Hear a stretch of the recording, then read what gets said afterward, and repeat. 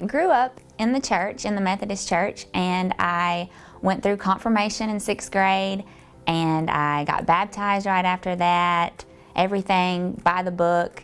And so I then got going to youth group after that, and I loved it. It was great. Everything was wonderful. I had a lot of friends, and we hung out, and I went on all the trips. I was there every time the door was open. Warmth and Winter was my favorite. It was a whole weekend just away from my parents and just all the stresses of life.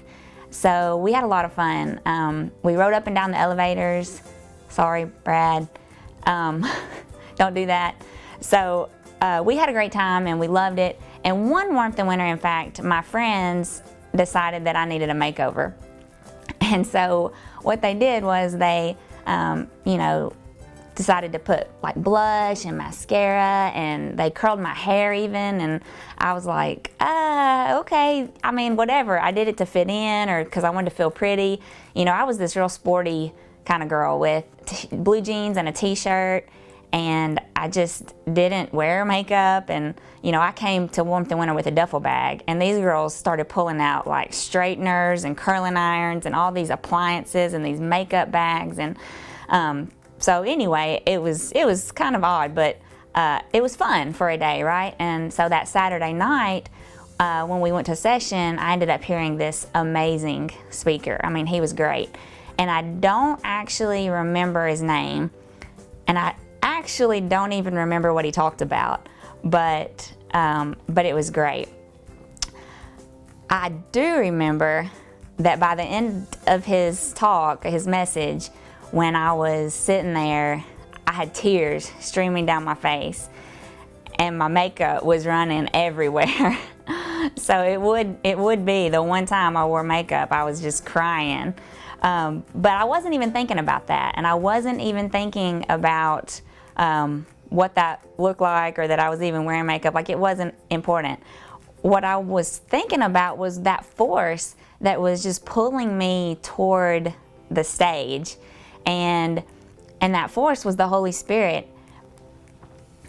It was pulling me towards a place that was more real, more than just a place to hang out on Sunday nights with my friends. And it was more than just a shallow faith that I had been living. It was it was going to be more about God and less about me.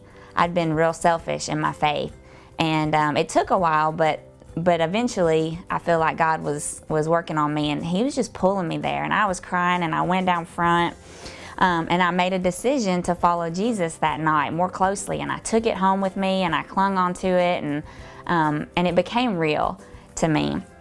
And so I'm just so grateful that God was there in my Warmth and Winter experience, and I know that God is here in this Warmth and Winter just as He's been every year in between. And I'm really, really grateful that God has allowed me to become a youth minister, because now I can bring my kids and I can see that same change happening in their lives, that same force, that same tug that God is pulling on their hearts. And I'm just really looking forward to all the great things that God is going to be doing in their lives this weekend. And so I still get a little bit teary-eyed, on occasion at Warmth and Winter, but I've kind of matured a little bit in age, I guess, and wisdom. And so now I buy waterproof mascara.